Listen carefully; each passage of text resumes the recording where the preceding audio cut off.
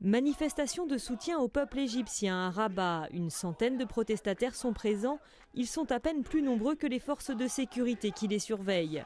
Les slogans appellent à la démocratie en Égypte, mais aussi au Maroc. On demande nos droits, car il nous en manque encore beaucoup aujourd'hui. Nous voulons un changement en profondeur. Il faut que ce soit en profondeur, car nous avons trop de corruption au Maroc. C'est une véritable mafia. Selon le classement de l'organisation Transparency International, qui analyse le degré de corruption des secteurs publics des différents pays, le Maroc a reculé en 10 ans. Il se classe aujourd'hui à la 85e place, derrière la Tunisie.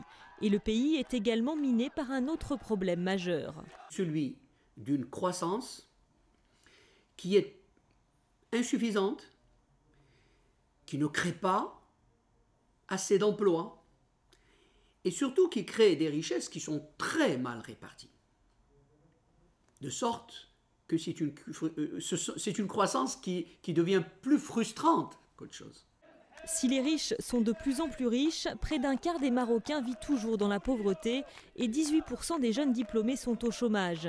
C'est d'ailleurs au Maroc qu'a débuté le mouvement de protestation des diplômés chômeurs dans les années 90. Nous aimons notre patrie, nous aimons notre pays, nous ne voulons pas d'émeutes. Ce que nous demandons seulement, c'est du travail. C'est donc là que s'arrêterait le parallèle avec les autres pays de la région. La monarchie marocaine et son roi Mohamed VI semblent non seulement légitimes, mais populaires aux yeux des Marocains. Depuis toujours, nous vivons sous une monarchie. Nous n'avons aucun problème avec le roi.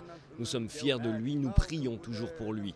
Je dis aux Marocains que s'ils ont des demandes à faire, il faut qu'ils sortent dans la rue pour faire changer la façon dont travaillent nos hommes politiques.